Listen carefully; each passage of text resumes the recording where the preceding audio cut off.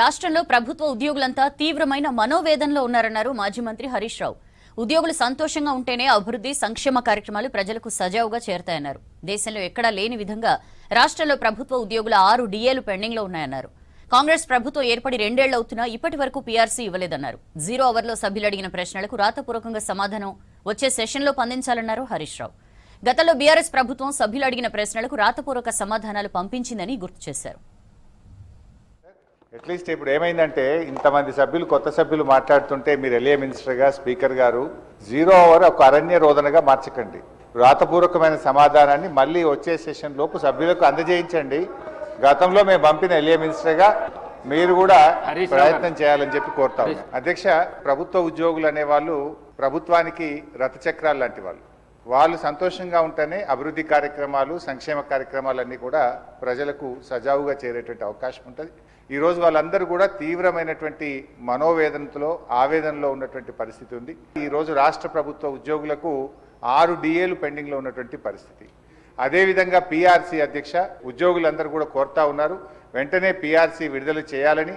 గతంలో కేసీఆర్ గారు 43-39% పీఆర్సీని మా ప్రభుత్వం ఇచ్చింది అధ్యక్ష.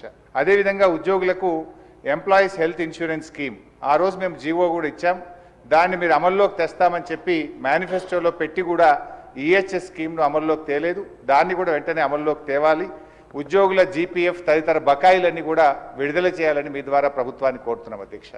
ముఖ్యంగా రిటైర్డ్ ఉద్యోగులైతే ఈ మధ్య మనం చూస్తూ ఉన్నాం 39 మంది రిటైర్డ్ ఉద్యోగులు బెనిఫిట్స్ ప్రభుత్వం నుంచి వాళ్ళ సేవింగ్స్ వాళ్ళకి ఇవ్వకపోవడం వల్ల వైద్యం కూడా చేయించుకోలేక ఈరోజు 39 మంది రిటైర్డ్ ఉద్యోగులు మరణించారు. బీఆర్ఎస్ హయాంలో కూడా దాదాపు 15,000 మంది రిటైర్డ్ ఉద్యోగులు రిటైర్ అయితే వాళ్ళందరికీ మేము టైం మీద డబ్బులు ఇచ్చాం. ఈరోజు నేను అసెంబ్లీకి వస్తూ ఉంటే పొద్దున్నే నా సిద్దిపేటలో ఒక డాక్టర్ జగత్ Kumar Reddy retired JD veterinary పొద్దున్నే నా దగ్గరికి వచ్చి మా రిటైర్డ్ ఉద్యోగుల పెన్షన్ బెనిఫిట్లు ఇప్పించండి, చావు బతుకుల్లో ఉన్నటువంటి మమ్మల్ని కాపాడండి, 30-35 ఏళ్ళు ప్రభుత్వానికి సేవ చేసినటువంటి రిటైర్డ్ ఉద్యోగులను ఈ రకంగా వేధించడం ప్రభుత్వానికి తగదు, దయచేసి ప్రభుత్వం దృష్టికి తీసుకుపోండి అని చెప్పి నా ఇంటికి 7 గంటలకే వచ్చి కూర్చున్నాడు సార్.